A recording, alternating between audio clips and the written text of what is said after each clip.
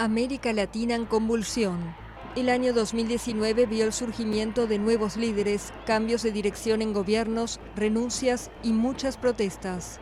Por distintos motivos y reclamos, hubo manifestaciones en Bolivia, Ecuador, Colombia y Chile, que crecieron en magnitud y derivaron en enfrentamientos callejeros con las fuerzas de seguridad, generando protestas aún más masivas.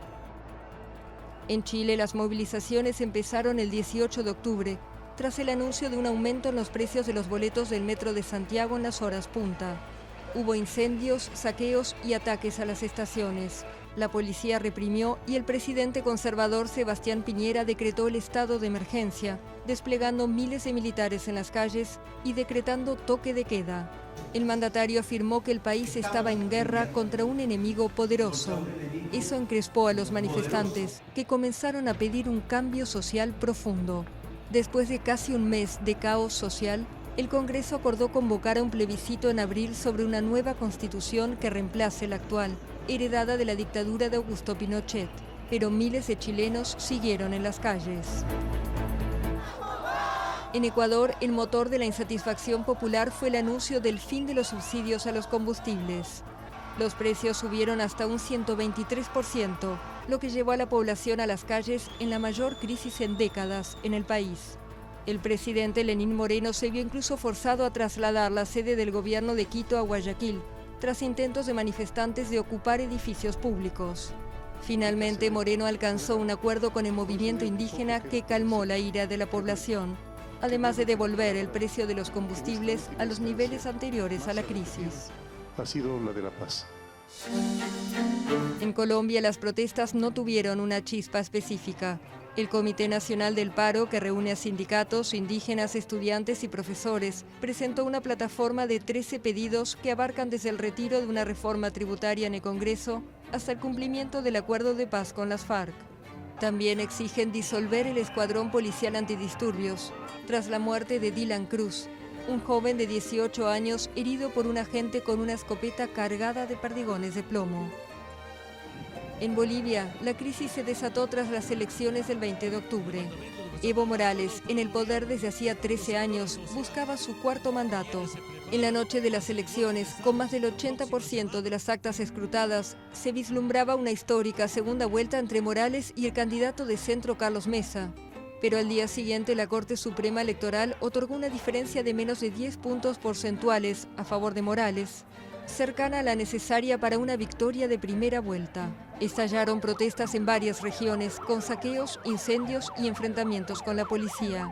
El 10 de noviembre, luego que la OEA considerara fraudulento el proceso electoral, el presidente anunció el llamado a nuevas elecciones. Pero las Fuerzas Armadas le sugirieron públicamente que renunciara. Y es lo que hizo finalmente Morales, en medio de ataques contra 2 ministros y el presidente del Congreso. Al día siguiente, la segunda vicepresidenta del Senado, la conservadora Yanine Áñez, se proclamó presidenta interina y anunció que convocaría a nuevas elecciones. Morales, en tanto, se exilió primero en México y luego en Argentina, denunciando lo que llamó un golpe de Estado.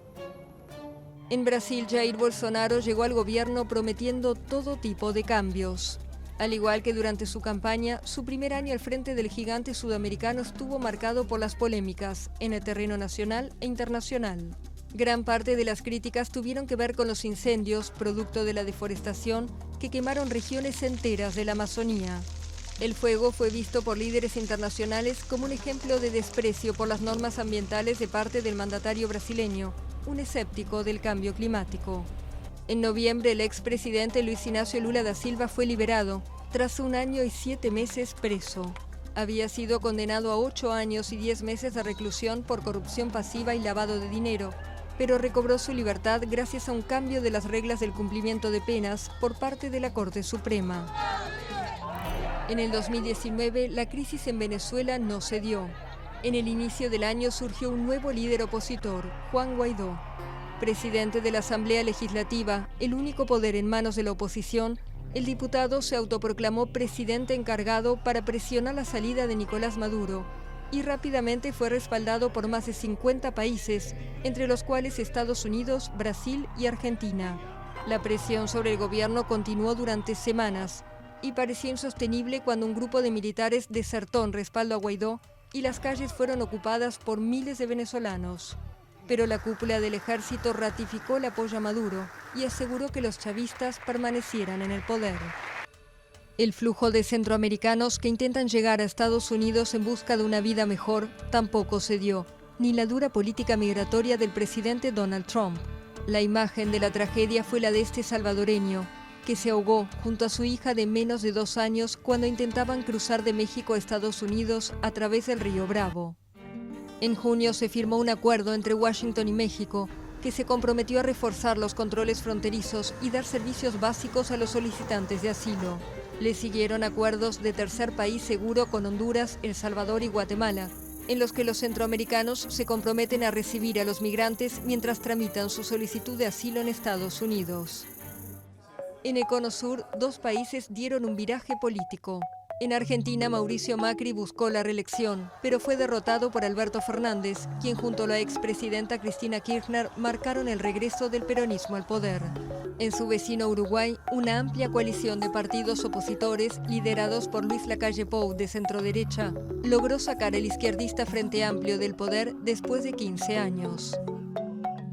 En Centroamérica también hubo elecciones.